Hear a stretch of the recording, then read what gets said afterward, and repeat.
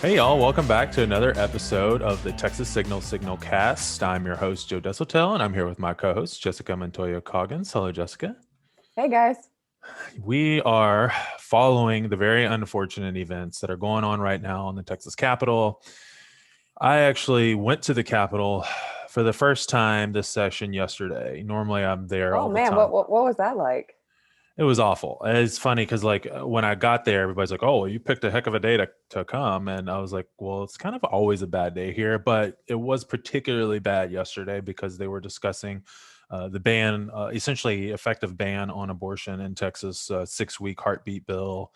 And I don't know if you watched that, but I did get to watch some of the floor debate, and I kind of watched it right up to the end.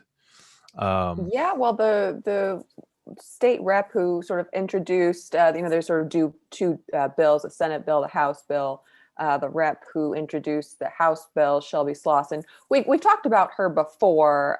She was also, one of the big proponents of ending the mask mandate. So a really pro-life person in all regards.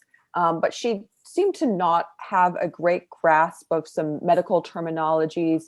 Did not know about the maternal mortality rate in Texas. So for a bill that is quote unquote supposed to be protecting women, that was not something that she was conveying. So yeah, I did watch quite a bit of it, and there were certain parallels to some very dystopian novels, namely I think The Handmaid's Tale, but yeah, sort of pick your post-apocalyptic journey there for sure. yeah. I mean, and the thing that stood out to me the most, well, to your point, she didn't know a lot, and she would just continue to say, I'm not advised. I'm not advised. It's Advised. like maybe you should get advised before you do something that has such, consequences for people. And there were a couple of Democratic state reps that went up there and really told their own personal stories about their, their struggle with potentially having an abortion.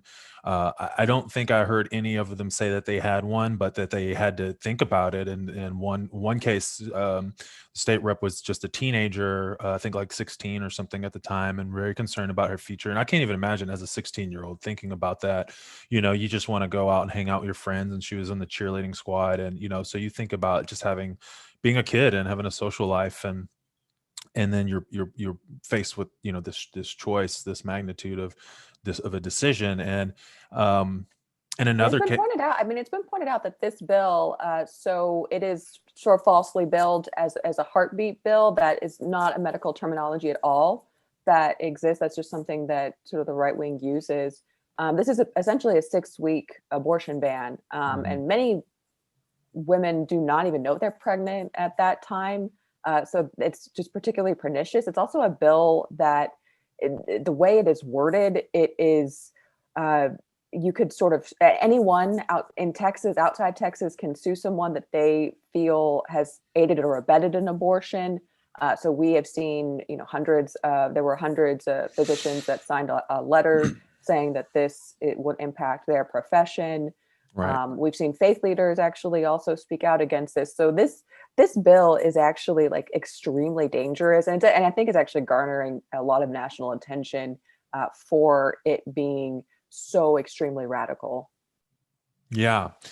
um yeah, there are a lot of, like you mentioned before, yeah, about the suing, and in the medical implications of doctors could lose their licenses, or be afraid to perform, which is of course what the idea is, to scare them into not providing healthcare services.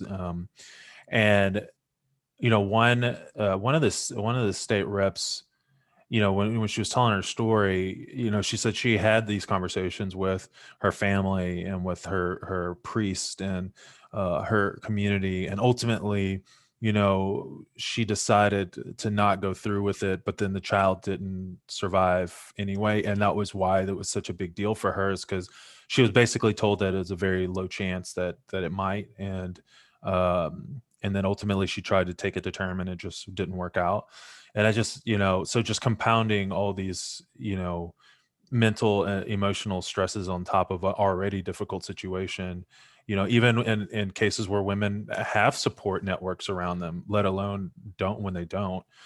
And part of this bill, as you mentioned, would allow somebody to sue. So the last line of questioning that happened on this bill was a state rep, Ana Maria Ramos, uh, asked Shelby Slauson over and over again, why are you listing the doctor as the defendant, but not the woman who's actually having the abortion? Isn't she, culpable in this decision or in this process?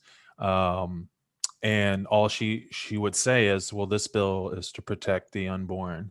And she just kept repeating it over and over again. She's like, okay, yeah, I hear what you're saying, but you're allowing people to sue the doctor. But why is the mother or the woman not listed as a defendant? And she would not answer the question. So eventually, the rep, Ramos, was like, well, could it be just because it's the wrong thing to do? And then she kind of left the mic after that. And then they, of course, had the vote. But it's just so transparent that she couldn't even answer the question, because she knew what the answer was, and the answer would make her look very partisan and very bad for what she was trying to do. So, but we continue to say that a lot of these things that we're seeing happen at the state legislature are very unpopular things, and we need to remind people of that. And when people don't go out and vote, and people don't get involved, and people, just sit back and listen to this stuff happen, but don't get engaged or contact their members, this kind of stuff will continue to happen and continue to pass, even if it's very unpopular. And that representative that you mentioned, Ana Maria Ramos, I'm a big fan of hers. She was elected in 2018, as a part of our blue wave up in North Texas. She unseated sort of a long time Republican member. So that just also speaks to the power of what local elections can bring, to have someone like Ana Maria Ramos, who, she is a big proponent of Planned Parenthood. She herself was a teen mom. So she knows a lot about, the whole, that whole experience. And, she is someone who I'm glad to know that she is fighting for us in the Capitol. And if we could sort of clone her and, just sort of have that all around, I think, we might not be having these conversations. Yeah, I mean, certainly in general, more women in general would definitely change that. And of course, they got, it was a female author of this bill, but by and large, we see that, it's men that are usually pushing this, certainly, and the governor and his folks are all behind this. But there are other very unpopular bills that also passed. The permitless carry passed, and as we talked about in a previous episode, because there was polling, very recent polling, that showed over 60% or 60% of Texans do not support permitless carry, and that didn't stop the Republicans from doing it. And we know that they are essentially just kind of doubling down on the base, as they also are today, which is Thursday. They are taking up the voter suppression bills. Again, those are back on the move. And so it's just one thing after the other. And it kind of makes sense that after passing a whole bunch of unpopular legislation, that your next move is to make sure that you reduce the number of people who actually show up to the polls, to hold you accountable for that. So, I know a lot of good folks showing up at the Capitol, even still in a pandemic, to push back against, what's happening right now. Yeah, we thought that permitless carry might be dead, but I guess like those 80s slasher movies, you can never count out Michael Myers or Freddy Krueger. It came back to life, and so that does look like it will be going to Abbott's desk. And then, as you're saying, as we're recording, we talked last week about the shenanigans that Briscoe Cain undertook in order to sort of sneakily get the Senate Bill 7 into a House committee. And then, if at first you don't succeed, try again, which is what he did. And now they are voting on, I guess my understanding is to have sort of like a reconciliation with these two bills. But we kind of don't know what will be in those bills. So these are still like some very, very bad pieces of legislation, closing polling locations, limiting early voting, making it so that there can never be 24/7 voting like they did in Harris County. Mm-hmm. And then something that I think a lot of people have really latched onto recently is the implications for poll watching. Hmm. Obviously, the state of Texas has a very, very bad and dark history of policing communities of color while they are trying to vote. And this bill seems to basically take away a lot of limits on what poll watchers can do. So we've seen that was actually something that U.S. Representative Joaquin Castro warned about this morning at a press conference, and a lot of organizations have really been trying to sound the alarm on. So yes, these voter suppression bills, they are very dangerous, and even though they are broadly unpopular, they are coming to a vote. Yeah, and we saw even today, I think the governor of Florida, Ron DeSantis, passed or signed similar legislation in Florida. It And, was a Fox News exclusive, apparently. oh, wow, excellent. Yeah. So media was barred from it. So Top-notch journalism. Yeah. yeah, yeah. Um, so, you mentioned earlier about how important it is to vote in local elections. And of course, we just had one on May 1st around the whole state of Texas. A lot of important issues on the ballot. But if people aren't getting out to vote for them, then we're going to continue to see some of this, awful stuff we're seeing at the state level happen in local communities. And I know you were following what was going on in Lubbock, and they became, as you said, the largest city in America to be claim the status of sanctuary city for the unborn. That was not that close of a race, unfortunately. Even, I mean, but I saw It some was of it was this. not it was not surprising, yet at the same time, I think once it did happen, I contacted Planned Parenthood of Greater Texas in the days after, and they have to be a little circumspect right now because I mean there's some really big legal implications. Mhm, Ultimately, the goal of Texas Republicans, of many Republicans around the country, is to reverse Roe v. Wade, mhm. and so they are looking for any sort of legal avenue to do that. I think that's part of the reason why you're seeing the 6-week abortion ban in Texas. This is why you're seeing this vote take place in Lubbock. But yeah, it is a very, very also a dangerous bill. It is also worded in a way where if you aid or abet an abortion, you could be sort of legally culpable. That could apply to even an abortion fund group if somebody has worked with them or received compensation from them. So that is, I mean, there's some truly very, very frightening and very scary things that happened in Lubbock, and uh, could possibly portend other municipalities doing this around Texas. Yeah, and we see there was, that. Yeah, I mean, I think that we're just destined for the courts for this, and as well as the statewide bill they're trying to pass now, and they don't care because that's part of it. That's what they want, right? They use this to raise money. They use this to rile the base up, and they always just kind of come up with some catchy slogan. And I saw some of the signs that they had out there, and it's just really unfortunate. And and then we saw what happened in Austin with the Prop B, which was the homeless camping ban. Of it, pretty complex issue. I think the politics of it was not done very well in the city of Austin, even though they had good intentions. Um, it's hard to say, even if you think the policy is the right policy, that it's done right when we have this type of pushback, and then we end up taking two steps back anyway in a city like Austin, which is a very progressive city. Now, for the first part, all the way up almost until election day, until like really the last day or two of early voting, we saw heavy numbers coming in from Republican areas, mostly affluent and white and areas of town. And so we knew that the heavily Republican areas were outvoting progressive areas. But even with that considered, it appears that a majority of Democrats also voted to reinstate this ban. Now after talking to a couple of folks who voted, they said that the ballot language was a bit confusing. So maybe that probably accounts for a few percentage points, but it wasn't that close. It was almost 15, 20% margin. So it wasn't even that close. But it just says that we really have got to work on having a plan and knowing what we're really trying to accomplish, and then having messaging and things in place, because the Republicans are very good at that. They don't need a plan, they just have messaging. I Yeah, mean, I have to say, I heard from someone in Austin, someone who I consider to be a pretty liberal person. And when I was asking her about this, I was surprised she voted not in the way that I thought she would have.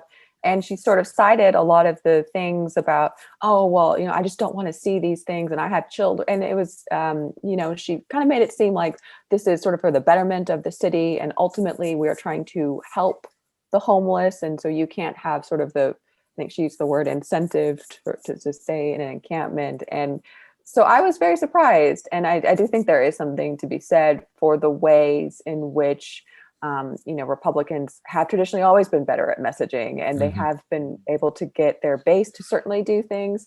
And then they have also been able to sort of manipulate, the sort of quote unquote gettable voters with a strategy that seems to be appealing to them, even if it actually really is not in their best interest or something that they would normally support.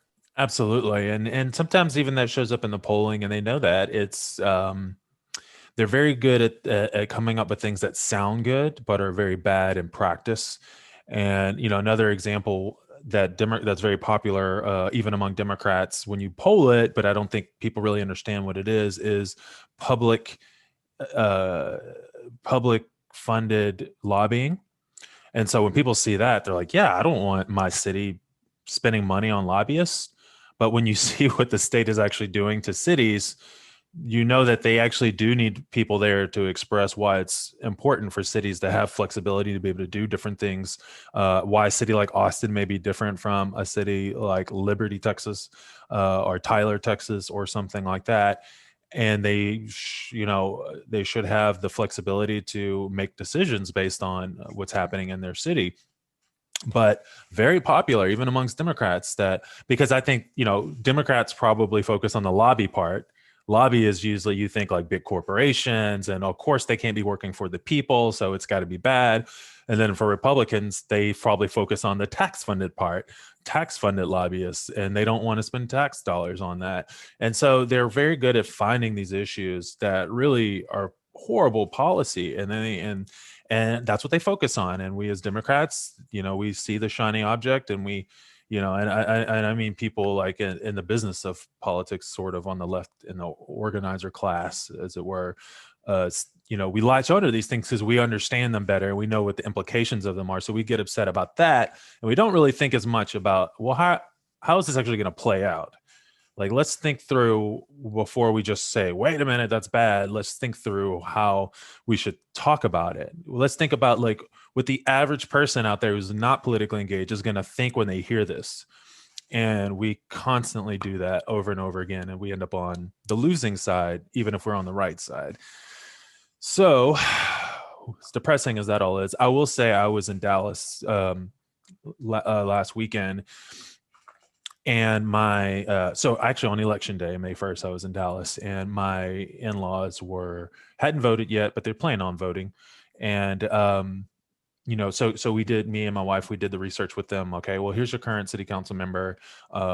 Let's see who the challengers are. Okay, they seem pretty awful. Like, let's stick with we stick with your We current also city we also actually had some propositions on our ballot. It essentially was about if someone could be a non-citizen and serve on a board like our park board. They were voted against. But it was also one of those things where it was worded so poorly on the ballot, where I was for this, but like when I was voting, I was like, am I voting to allow a serial killer or something to like serve on a park board? So it was, and that was actually something where I think a lot of progressive groups, did not realize like how poorly it would be on the ballot. So there was not a lot of activity around that until like literally I went to go early vote, and I was like, oh, I wish I had known about this and could have. And so, yeah, exactly. And that's exactly what I was getting at. It was pretty easy to figure out which council member to vote for. But when I looked at the ballot language of the two propositions, I literally told them to vote the wrong way, because I read it And the way I read it was that they were trying to keep non-citizens from being able to serve on local boards and commissions. I was like, well, that's just mean and wrong and like unnecessary. So let's vote against that, obviously.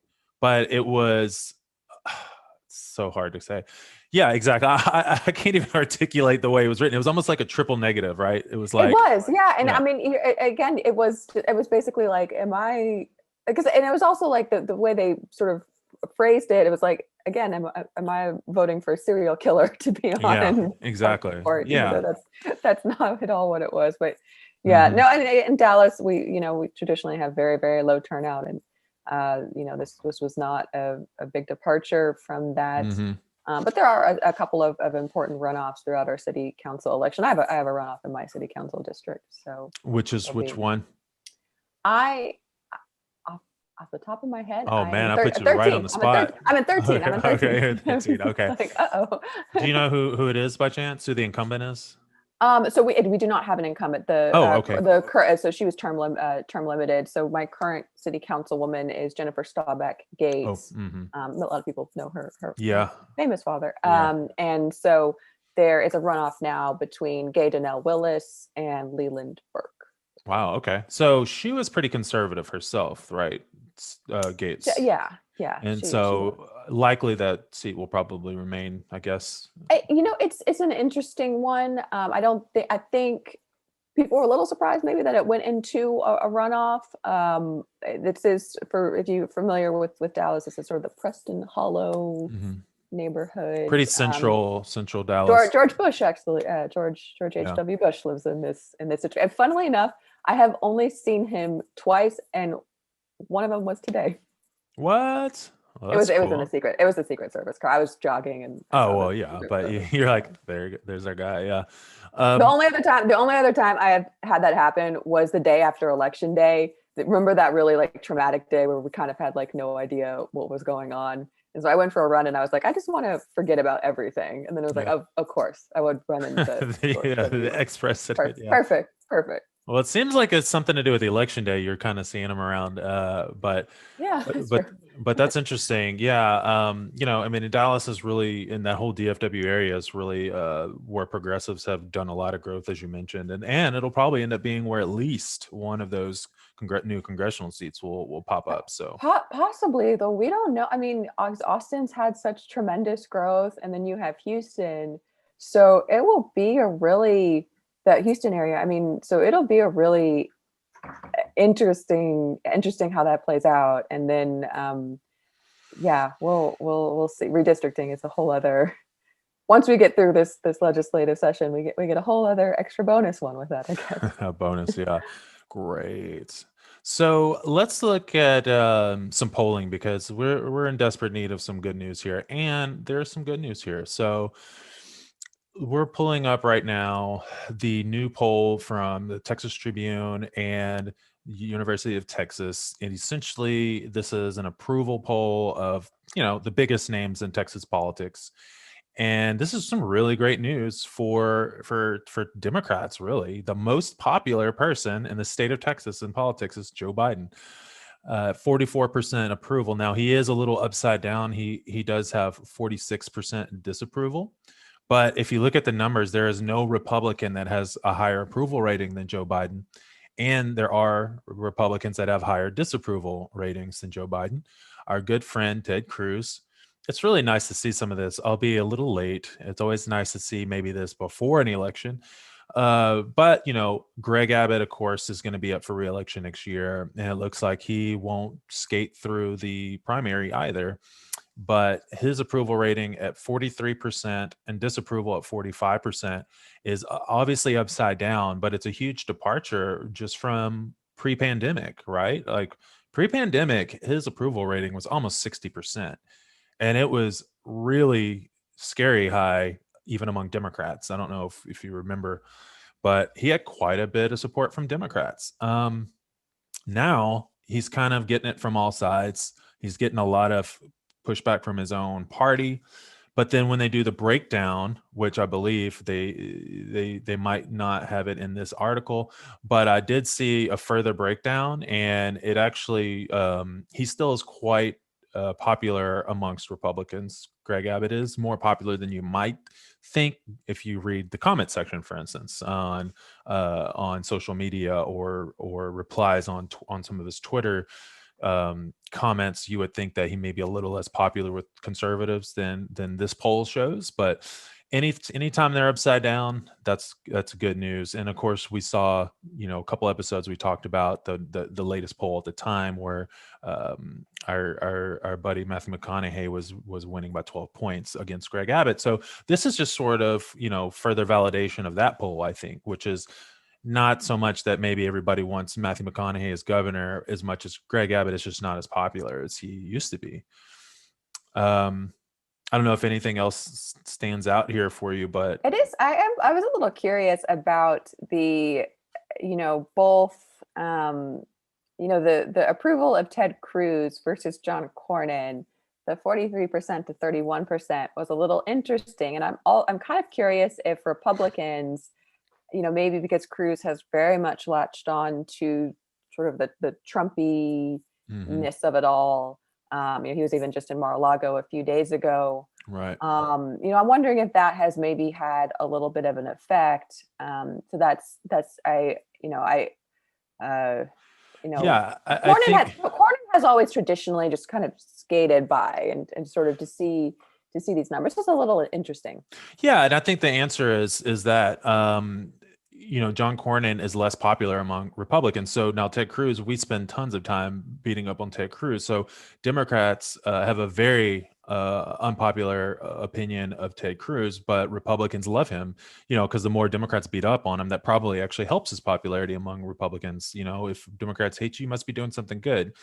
John Cornyn, as you mentioned, is a little more benign, but that in turn also has led to him being less popular amongst Republicans because he's not fighting hard enough and he's not owning the libs enough. Yeah, he's not owning the libs as quite as much. So, Ted Cruz is sitting at basically 80% popularity among Republicans, 57% strongly support. And then John Cornyn is much lower with only 57% approving. So so that's pretty much where that discrepancy comes from. I think we have some work to do according to this with Ken Paxton.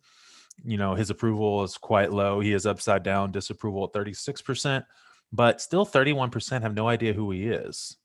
And I think we've got to work on that. And I don't know if you saw that he is even in more trouble. He's had more legal trouble come up since the last time we talked. I guess a couple of former business partners or something are now claiming something to do with that fraud situation, securities fraud situation that he's been, in trouble for the past five or 6 years at this point. But he also just recently lost a case in court over blocking folks on social media. I don't know if you followed this on Twitter. Yeah, he I think he had to unblock some of the plaintiffs in that lawsuit.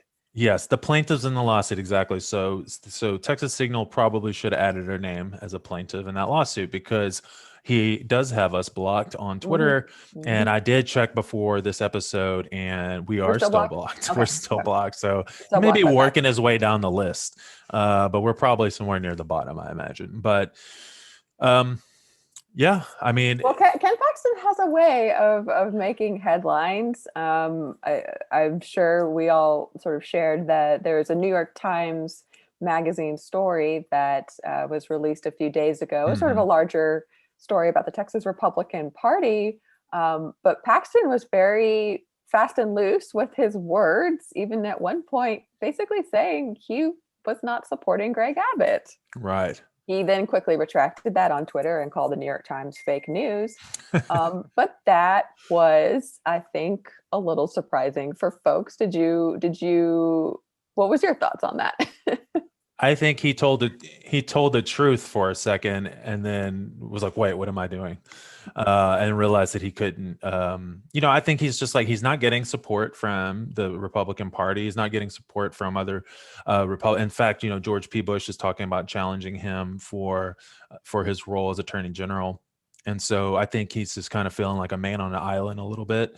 And so I think that's probably some of that. And when you started talking about his next issue in the New York Times story, the thing I thought you were gonna bring up was that, let's see, Was this about the report that he didn't read his his office? Yeah. own. Yes, right. That's Thank you. I'm glad you can read minds, because I couldn't even read my mind. But yeah, so he was asked about the report that his own office put out, essentially saying like there's nothing wrong with the election. The election was fine, and he basically said, "Well, I didn't read the report," or something. Like he alluded that he didn't read the report coming from his own office. Yeah. Yeah, that's what I jumped to in the article. I was like, okay, it's interesting. He just, flippantly said he doesn't support Greg Abbott. But wait a second, this whole Yeah. everything about his entire behavior these last couple of months has been predicated on, this election being stolen, even Hmm. though again, his office produced this report saying, 16 cases of fraud, pretty much all related to just a wrong address on a ballot.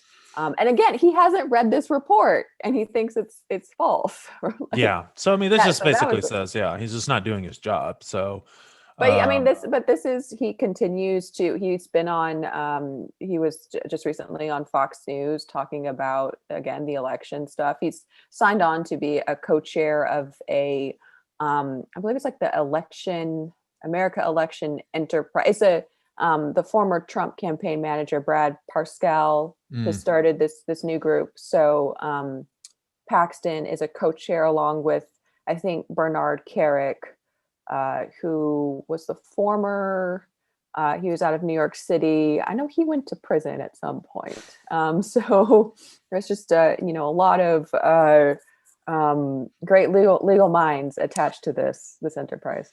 yeah, I'm surprised that Parscale has, time on his hands, since he's also running Caitlyn Jenner's governor race, apparently, campaign Oh, for I did not governor know that. California. Yeah. Oh. Yeah. Man, I mean, the grift just continues. And I don't know if you saw that Trump also has launched his new website, which is basically just his website with a blog on it. It's not a new social media site that everybody thought, oh, he's going to release his own social media site. But when you think about it, a blog is actually perfect for Trump because he doesn't actually care what other people have to say. So there's really no reason to have anybody else chiming in at that level. All they do is read what he says and then they go out and parrot it anyway. So you don't really need a social media site. There's no socializing going on. It's literally just dictating. So he doesn't need a social media platform. He just needs a blog. And Yeah. so that's what Maybe, he's got. maybe Ted Cruz got a little preview when he was at Mar-a-Lago. Oh, yeah. I made a joke that in that picture of him sitting there with Trump and dinner, that Reek finally made his way back to the dungeon. And folks who don't watch Game of Thrones, I'll just say that's a Game of Thrones reference. Reek was essentially a prisoner of a mad king, essentially, and so A very bad guy. a very, very, very bad guy. But yeah, that's a lot. You have anything else? I don't think so. I again shout out to everyone who's been at the Texas State Capitol. It has been, I know, I think we do this every 2 years, but this has been some really challenging couple of days, and we were, I know that there's a bunch of rallies scheduled throughout the weekend, against the voter suppression bills. Good.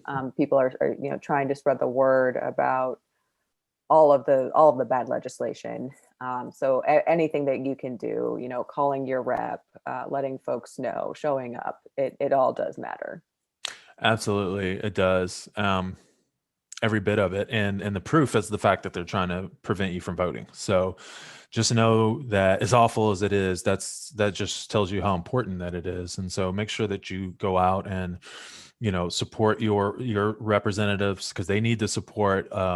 Sometimes it feels fruitless to be up there, and even now, as good legislators, and like you're mentioning people like Ana Maria Ramos, they need our support. They need to know that we're watching and we appreciate what they're doing, and there'll be more opportunities for them to gain seniority and in more important roles, and then as we expand and hopefully get a majority eventually in the next couple of cycles, we'll have her in an even more prominent position and be able to do more good once we have the numbers. And so we just got to keep chipping away at this stuff, and it takes a long time. It is a long game. Republicans know that. They've been doing it for a long time, and that's the thing. It seems like they run everything now, and for young people who are showing up, it's been their whole lifetime. But they started well before that, and they were very calculating, and they knew that they were playing a long game. And so we just got to recognize that that we're doing the same. And so, special thanks to all of our patrons who contribute to Texas Signal and make sure that we can do this type of progressive journalism. And, thanks to everyone who, reads and shares our articles. We really appreciate it. We'll continue to bring news from the front lines here in Austin and all across the state. And until next time, later, y'all. Bye, guys.